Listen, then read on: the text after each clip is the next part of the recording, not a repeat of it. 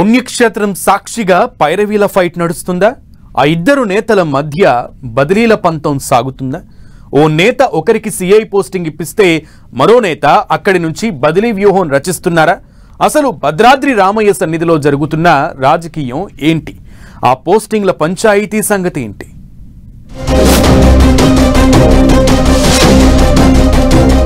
భద్రాద్రి సాక్షిగా పైరవీల ఫైట్, భద్రాచలంలో బదిలీల లీలలు.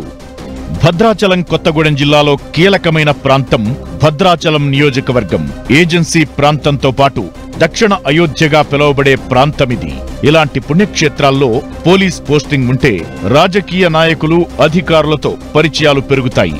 దర్శనాలు చేయించి అధికారులను మచ్చిక చేసుకోవచ్చు. అక్కడ పోస్టింగ్ వస్తే చాలు, ఉమ్మడి రాష్ట్రంలో ఎక్కడైనా కావాల్సిన పనులు చేయించుకోవచ్చు. అలాంటి పోస్టింగ్ కోసం పైరవీలు భారీగా సాగుతాయి.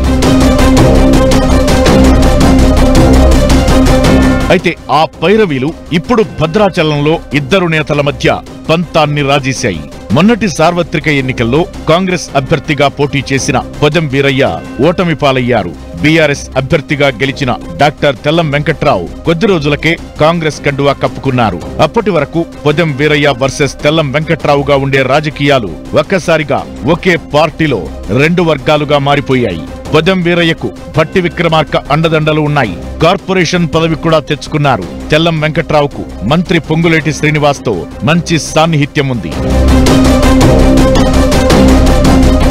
అయితే వీళ్ళిద్దరి మధ్య ఉన్న పంతానికి భద్రాచలం టౌన్ పోలీస్ స్టేషన్ పోస్టింగులే కొలమానంగా మారిపోయాయి. గత ప్రభుత్వంలో భద్రాచలం పోస్టింగ్ కోసం ఆర్ వెంకటేశ్వర్లు ప్రయత్నించి విఫలమయ్యారు. కొత్త ప్రభుత్వం రాగానే ఎట్టకేలకు భద్రాచలం పోస్టింగ్ తెచ్చుకున్నాడు.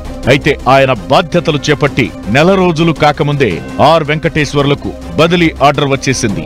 ఈయన బదిలీ వెనుక పొదెం వీరయ్య హస్తం ఉందని లోకల్ టాక్. సంజీవరావు అనే పోలీస్ ఆఫీసర్ కోసమే వెంకటేశ్వర్లను బదిలీ చేయించారని ప్రచారం జరిగింది. సిఐ సంజీవరావు వచ్చి ఏడాది కూడా కాలేదు. ఈయనకు కూడా బదిలీ ఉత్తర్వులు రానే వచ్చేశాయి. దీని వెనుక ఎమ్మెల్యే తెల్లం వెంకట్రావు వ్యూహముందనే గాసిప్ బలంగా వినిపిస్తోంది. సిఐ సంజీవరావు ప్లేస్ లో బరపాటి రమేష్ అనే పోలీస్ ఆఫీసర్ ని తీసుకొచ్చారని లోకల్ గాసిప్.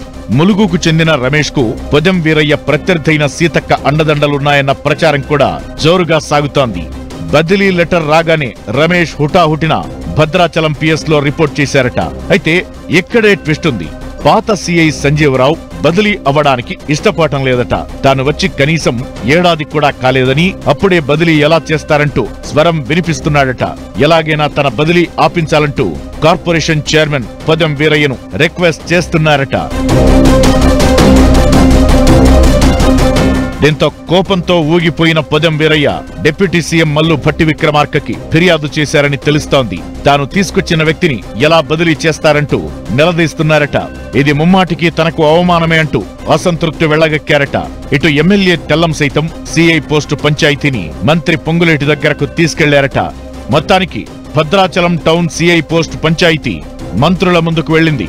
ఇక్కడ రమేష్ సిఐగా వస్తే తెల్లం పంతం నెగ్గినట్టు, సంజీవరావును సిఐగా కొనసాగిస్తే పొదెం వీరయ్యకు మాట నిలబడినట్టు. మరి రామయ్య ఊరిలో చెలరేగిన ఈ పోస్టింగ్ పంచాయతీని మంత్రులు ఎలా డీల్ చేస్తారో చూడాలి.